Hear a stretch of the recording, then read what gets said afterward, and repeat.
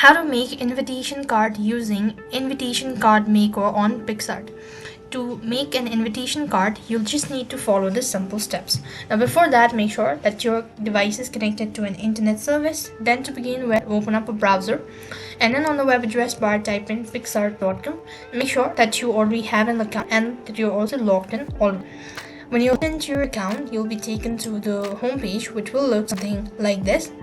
So here, what you want to do is you just want to go ahead and click the magnifying glass icon from the top right hand side corner.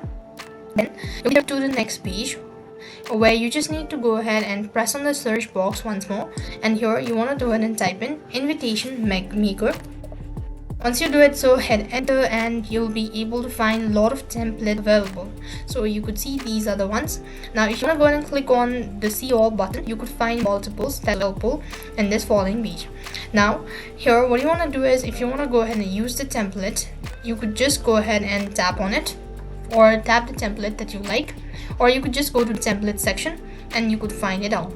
Now let's see, I want to go with this one. So this is the one. Now click on edit now and it will take you to the page, after which you just click on edit now once more. Now you'll be directed to the page where you go ahead and make changes with your information.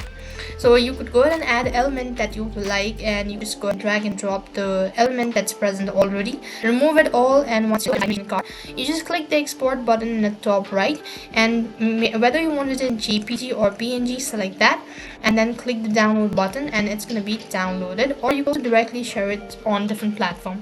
So this is the way you could go ahead and use your Picsart in order to make invitation card. That's all for this video. I hope the video is helpful. Make sure to like, share and subscribe to our channel. Thank you for watching. See you in the next video.